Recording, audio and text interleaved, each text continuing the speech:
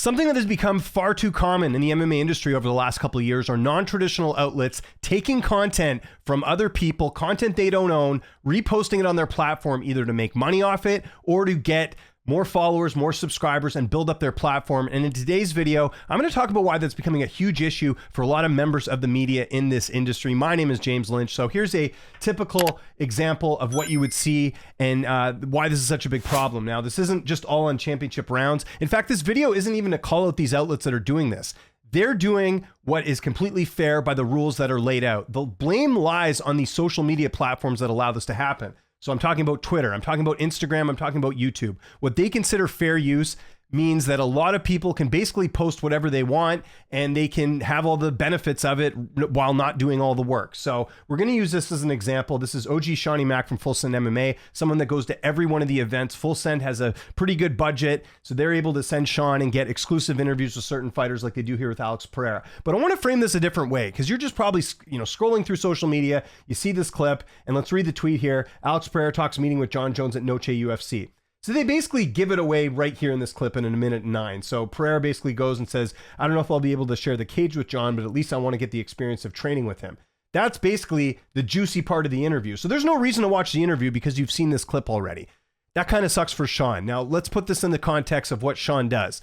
They have to fly Sean to events. He doesn't live in Vegas. They fly him to Vegas, go do events. That costs a lot of money. You got to put him up in a hotel for a week. That costs a lot of money. And then Sean's working, the entirety of the card. So he's getting there for the first fight on the prelims, which usually starts around 2 p.m. local time. And you're there until 1 a.m. I know this because I've done a number of UFC events. That's how it works. So all the time and effort that's put into someone doing their proper job, someone can easily go and screen grab an interview, repost it here, and there's no incentive to watch the interview. And not to mention, there's no full link here that goes to the actual interview. It goes courtesy Full Send MMA, but it's up to you, the viewer, to go find the interview. How many of you are actually going to look for it? Probably not many because it's not convenient for them. Now, I know viewing it this way is very convenient. It saves you from having to watch the interview. We live in an era now where everyone wants things instantaneously, so you don't have time to go watch a full interview.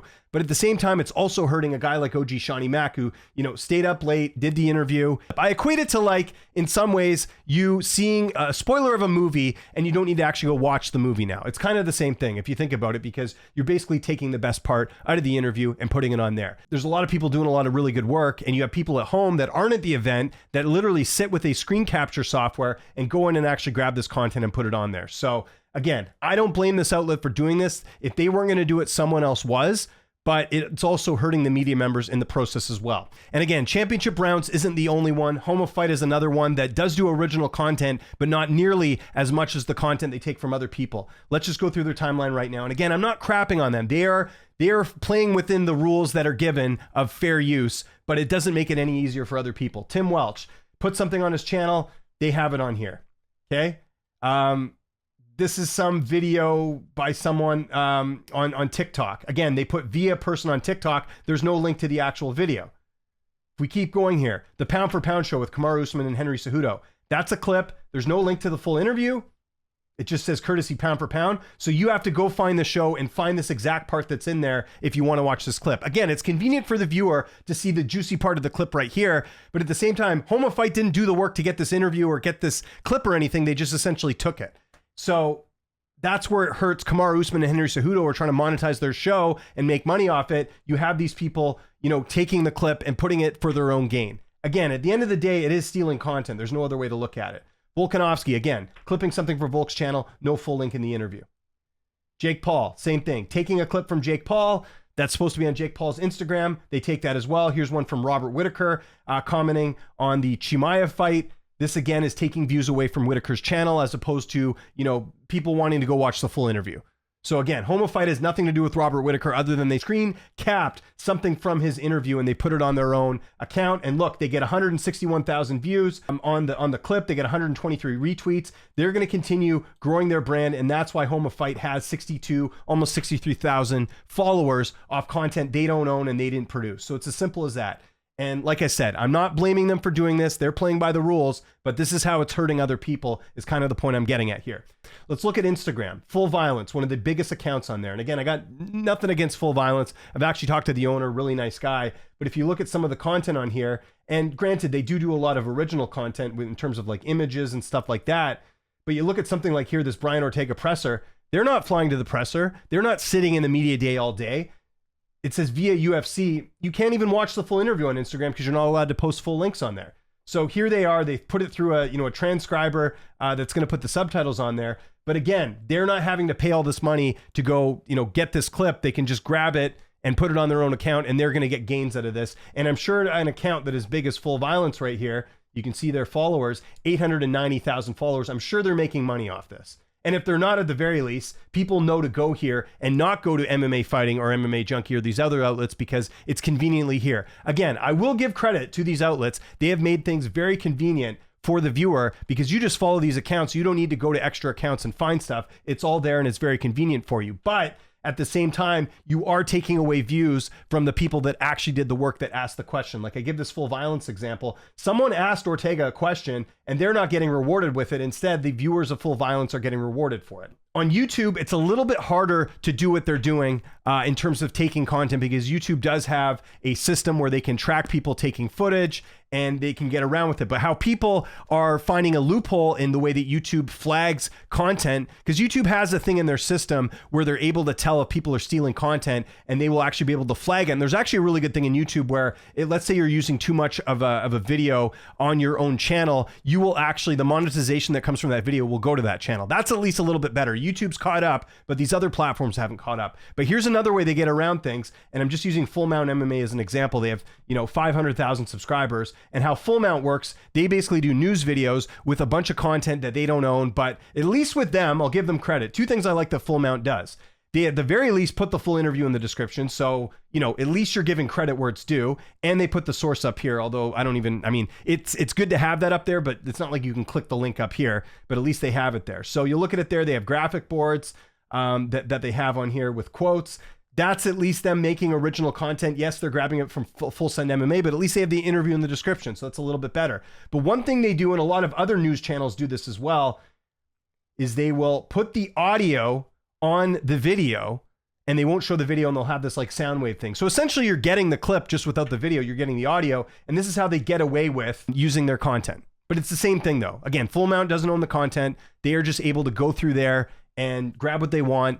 And Full Mount MMA, just to give you an idea how much money they're making, and I've talked about this on other videos, they're making close to 30 grand a month. A month. I'm not talking a year, a month. 10 grand to 29 grand.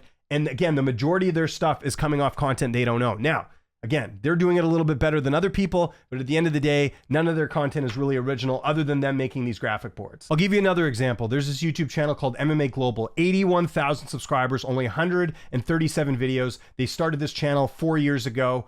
And ever since then, they've basically been doing the exact same format as my MMA Pros picks, except the difference is I get all my picks from interviews that I've done and I put them together in a compilation.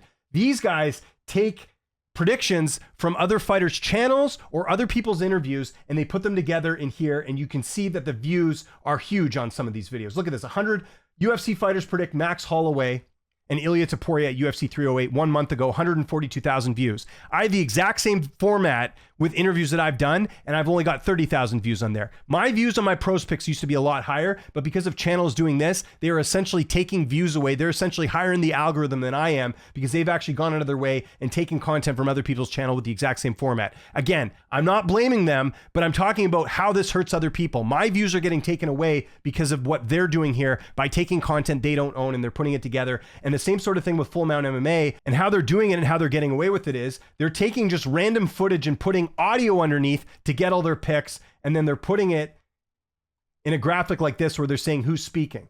So they stole all this content. They don't own any of this content. They're just grabbing it from other channels and they're putting it together. And here's the other thing too. If you look down here, there's no links to the original videos, none. So again, they're not even doing the courtesy of like, hey, we're going to take your content, but we're not even going to tell people where the content came from. We're just going to grab it on their own. And again, 142,000 views on this video. That kind of sucks, right? But again, they're playing within the rules. You can't get mad at them because these are the rules that they've set up. YouTube needs to do a better job of cracking down on this stuff because here are people that have no original content other than splicing everything together. It's as simple as that. Now, I know there's going to be people watching this video and they have a lot of things to rebut some of the points I just make here. So let's go through some of the things that I know people are going to say in the comments. Number one, James, this happens in all sports. People rip off footage all the time. In NFL, NBA, NHL, all the bigger major sports, you don't see a lot of random accounts just posting content that they have on there because a lot of these companies have lawyers, have people on it that they can contact Twitter and Instagram and they can say, you got to take this down. How often do you see highlights posted on Twitter and Instagram that aren't from accounts that don't own the rights? For example, here in Canada with the NHL, Sportsnet is allowed to put whatever content they want. NBC in the US is allowed to put whatever content they want because they have the TV rights to post that on social. If you're another sports company, you really can't use footage. Otherwise, you're going to be hearing from the lawyers of that company that owns the content. That's why you have TV networks that have rights with sports, franchises and sports leagues, I should say. And that's how they're able to put footage out there on their social media platforms. Most people can't. That's why sometimes on the Olympics, you'll see that they use just photos to show highlights instead of actually using highlights. In fact, you barely saw any footage from the Olympics on social media because a lot of that would get taken down because they're very heavy on the copyright strike. So again, I do understand that. But the other thing you got to factor in with a lot of these other sports outside of MMA is that a lot of these are TV stations. So they're not worried about a few people seeing things online and not watching the full broadcast on TV. They're getting viewership from TV anyways. But with strictly video online with MMA, there aren't any TV networks that are airing anything other than maybe like ESPN. But again, a lot of this stuff are from digital outlets, not from TV outlets. So that's how they get hurt. The other thing I know people are going to say about this video as well is that, hey, what are you complaining about? This is free advertising. Well, just using championship rounds as an example, they made their account in December of 2023 and already have 50,000 subscribers. So you tell me who's benefiting. Someone that's had a lot of, followers, for a long time, or an outlet that didn't have any followers just as of last December and is now ascended to being one of the biggest, companies up there. Again, I'm not hating on championship rounds. We follow each other. It's cool. Again, I understand what they're doing and I wouldn't blame them for doing what they're doing. I'm just explaining to you how this hurts people. Yes, it's free advertising, but it's also taking away from, let's say I didn't get to a clip in time and they posted it before me. They're going to get all the views as opposed to me getting the views. And here's an example here. Submission Radio doing an interview with Shavkat. They put courtesy of Submission Radio. There's no link to the full interview. You can see they got a lot of impressions from this, a lot of retweets, all this different stuff, almost 200,000 views on the clip. And again, they're taking a really good part from the interview and Submission Radio is not getting any of those views. And Submission Radio doesn't need any advertising because they've got 200,000 subscribers on YouTube. Again, that's again where, yes, it's free advertising, but it's not necessarily helping out Submission Radio and helping them again. So I want to know what you guys think in the comment section below. Again, I'm coming from a media perspective where I know a lot of people who work really hard to get interviews. It takes time to book the fighter interviews. It takes time to book travel to go to events. All these things add up and cost a lot of money. And you have all these people that sit at home and essentially take the best content and use it for their own gain. They're playing by the rules. There's nothing I can do. The whole point of this video is to not advocate for these outlets to shut down. I think if anything, people got to be aware of how this hurts other creators. That's the only point I'm doing on this video, is how it's hurting the creators and how you're seeing interviews and other content that people were doing years ago. You're seeing the views go down. And this is a big, big problem as to why that's happening. It's happening because these other companies are taking the content and using it for their own gain. And there's no incentive for people to go check out the original content. My name is James Lynch. If you like more topics like this, I love talking about the media industry. Let me know in the comments. Always open to doing more videos. But I wanted to do this video because I talk about this all the time on my live streams. People taking content they don't own and they are gaining because of it. And the people that actually do the content are suffering. That's all I'm trying to say here. Follow me on Twitter, TikTok, Instagram, @LynchOnSports. My name is James Lynch. Thanks so much for watching, and I'll see you next time.